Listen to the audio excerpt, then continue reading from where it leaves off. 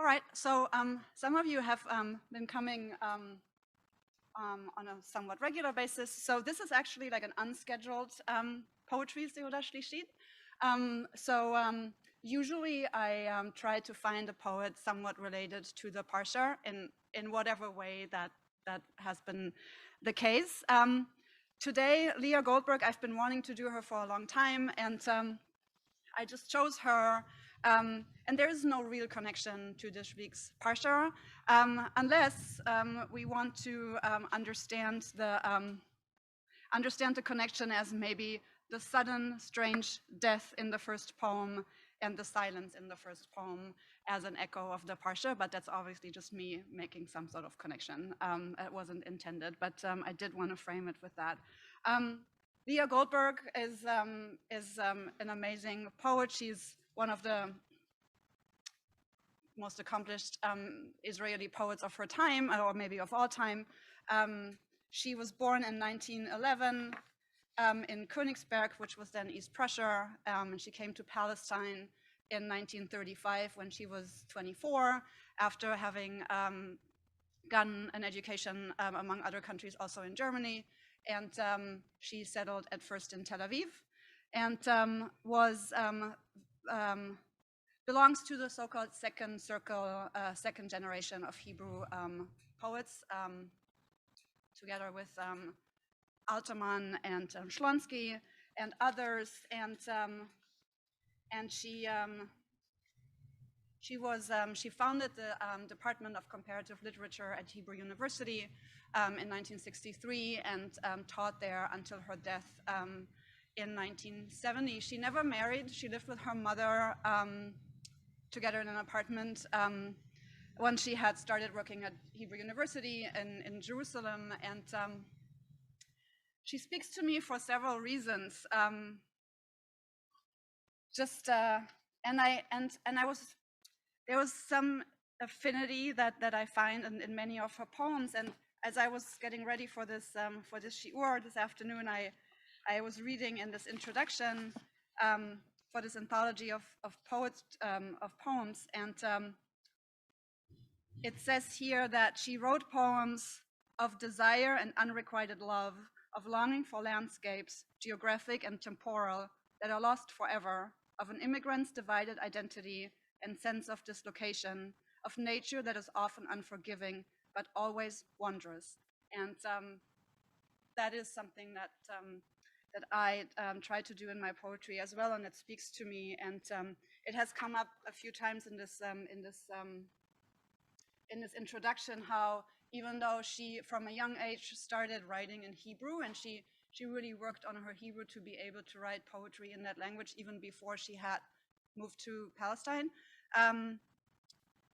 Later in her life, she felt this nostalgia and like sense of loss and belonging to her European identity. And I find that with a lot of Hebrew Israeli poets of her generation, and like even older, but also somewhat younger. I found it in Amos Oz, for example. Well, he's not a poet, but anyway, so this is something that I personally find very interesting.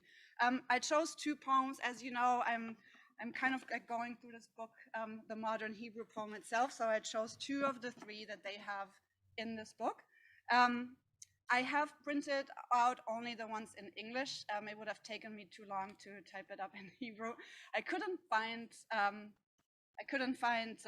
anything on the internet I could have just copy and paste. So it's only in English, and you have to do with my Hebrew rendering of the poem. And I will start with the first one. It stops. It ends at atonement, and then it starts. Don't be confused. And the next poem starts, but it's kind of like stuck together. So the first one is called Acharei 20 Shana, after 20 years. 20 שנה, וכמו שנוהגים לומר, כן, משהו קרה בינתיים בעולם, ורגש זה איננו יין משומר. הוא לא נחיה חריף יותר, אף לא יותר מושלם. לא האמן, לא שיבתך היא זאת. אולי רק מבטך אדיש ולא נכלם. רק בו הן מגולות חיינו הגנוזות, וכל אשר קרה בינתיים בעולם. שני אנשים, אכן שני אנשים זרים, משני עברי התהום של הרז ואימה, אפילו על קברי מתינו היקרים, לא עוד נאמר היום אותה תפילה עצמה. שני מניינים של שנים, לגיונות של ימים לבנים, שני מניינים של שנים, שהוא למדבר שממה. אל תתחיל למען השם, אין לדעת מי האשם, כתמיד אתה אשם ואני אשמה. כך מוטל בינינו הזמן, השנים אשר זב דמן, המת היקר הזמן, תהא נשמתו זרורה. ואנחנו משני עבריו, כאויבים אחרי הקרב, ומתינו בשדה הקרב, ואין כפרה. So the translation that you have on your sheets at your tables and in front of you on the screen is not a lyrical translation, but I really like what they are doing because they're giving us some context of what it means. And I want to point out a few things before I'm going to turn it to you and see what comes up for you. For this poem, it is divided in two parts. The first three stanzas, as you can tell, have longer lines. There is a very smoothly flowing rhyme to it, the meter, and then it changes.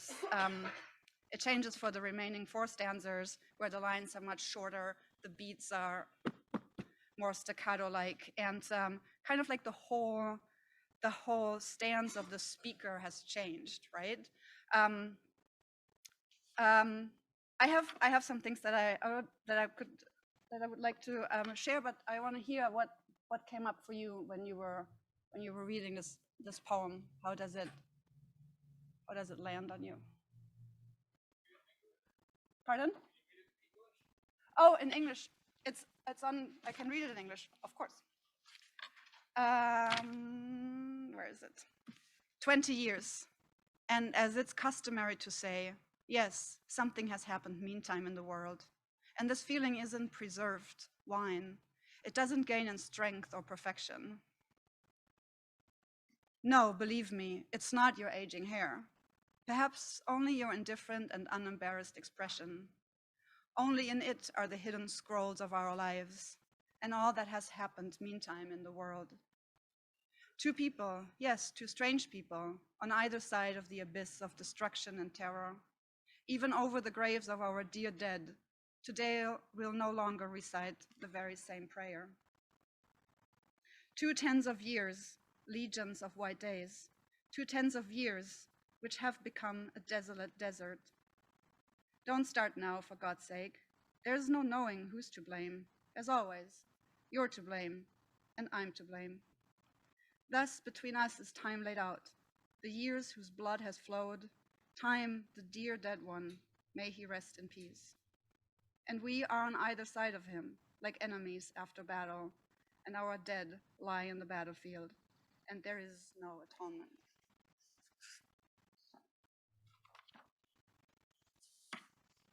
So this is about two estranged lovers, and it is interesting how the separation is symbolized with this abyss, a bit of destruction and loss, which has a historic level, like a level on like history. It's all the atrocity that may have happened, in Europe, the Holocaust and everything, and at the same time also just the time that has passed. And I would like to talk a little bit about this separation and also how it is represented in the change of the meter and the rhyme of the poem. Yeah, for sure.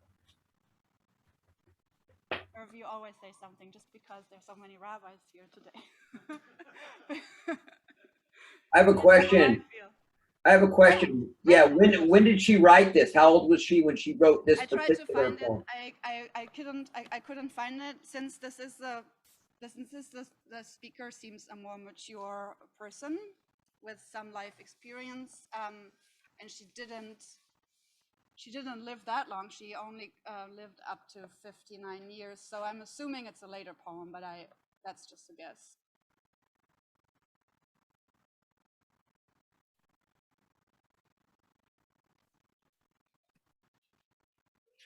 Fran?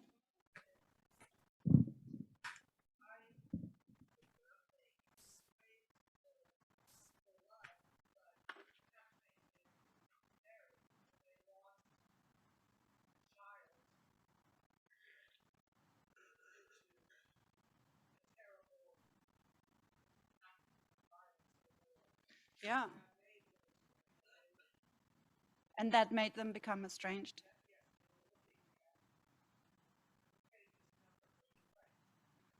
Yeah. So for those on Zoom, yeah, thank you, Fran. Fran said that she read the estrangement that happened between the two people who may have been married and maybe had a child together that died, so that the separation and the estrangement was caused by this terrible loss that could never be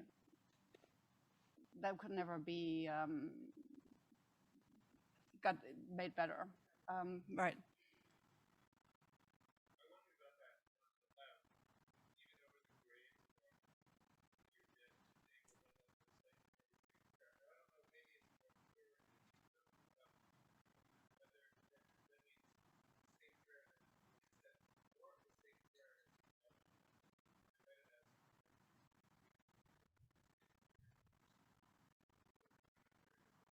Yeah. Yeah.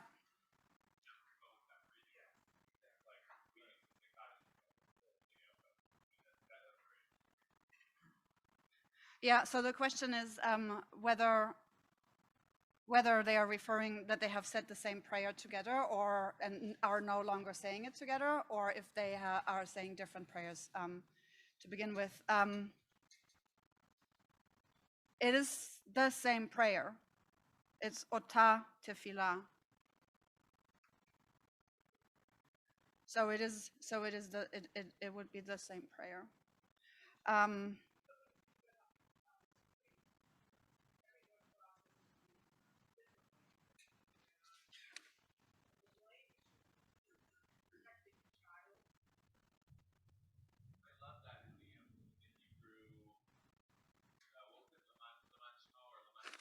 Leman Hashem. Yeah.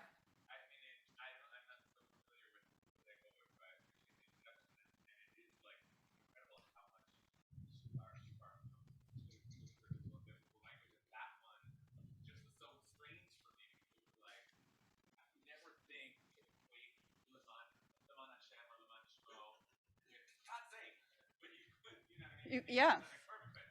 Yes.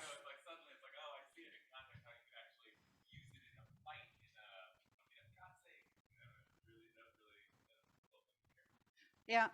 So we've been there were some voices about like how different people process grief, and also David was talking about how there's this pun with Leman Hashem, for God's sake, and then how it's combined with Hashem, with guilt and blame. Those were. I mean, I have found it was interesting also that. Where is it? So in the first half of the poem, when it's like Meteinu hayikarim is plural, and then in the second at the end, when she's talking about the time between us, like, and the poem is called After 20 Years, so there is time between them, which is 20 years, and then it's where is it? Here, Hamet Hayaka, so it is singular. So that has shifted. So So not only has sort of like the voice of the person, it is the voice of the speaker changed. There's some sort of soliloquy almost in the first part, but still somewhat smooth, whereas the next one is really has a whole change in tone and in feeling. So I found that interesting. I love the reading about how people deal with grief, how this is something that we find that we can't talk about with this poem. Actually, another connection to the Parsha. So I did it again, even though Julie, this is Gary. Can you lift up the I mic? didn't really plan it. We can't hear you. You got to lift up the mic. Oh, okay. Sorry, it keeps sinking down. I don't know what you did not hear, Gary, up until when, but we were talking about how in the first half the dead is plural, the dead that's between them, and in the second part it is singular, and how it is a poem, how people deal with grief and what it does to them, and in the end, this poem is very bleak in terms of there is no atonement. When whatever has happened between them, and whatever the plural dead and the singular dead are, this poem ends in a very bleak and desolate. There's desolate shemama shamem way. There is no atonement, which is. To note also what David was saying, there is a lot of religious language in that poem, and it actually becomes more and more as the poem moves on. So in the first line, there's maybe still sort of the illusion of that things that could be atonement, that there is hope for better days, because the yain meshumar, I looked it up, and apparently it's an allusion to wine that is prepared before the earth was created for the righteous to enjoy in the world to come. But then the poem ends with ein kapara, so they may not be partaking of that yain meshumar. We're almost at the end of the time, but I did want to share. Yes, Tom.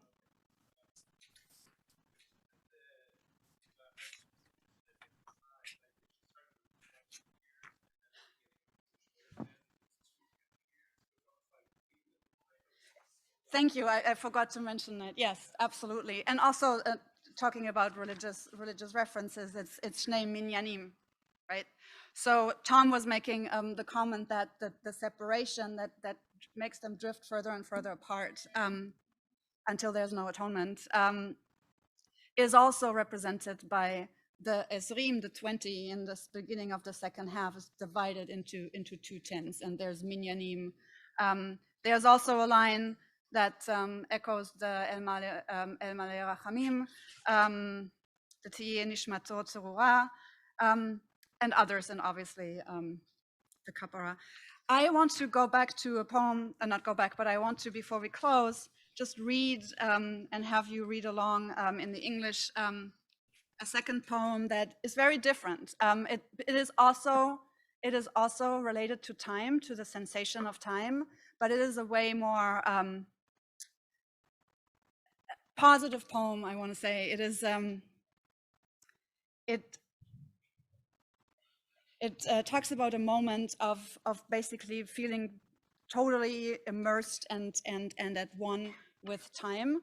And I think that the previous one really is sort of a capitulation to what time does to us, to our lives, and to when things have gone wrong, that it sometimes cannot be changed. And but this next poem, and also we have, it's not a Hamsin that we're having, but it's windy, and Nisan is on the horizon. So it is a whole different poem. I'm going to read it in the Hebrew first, and then we can read it in the English, and then we're going to close soon. Hamsin is a strong desert wind coming from somewhere in the desert. I don't know, but Hamsin shel Nisan. אכן אדע זה יום ללא תמורה, ולא נפל דבר ולא אירע, ולא יבדיל בינו להבין ימים. ציון אותה אשר משוב עד רע.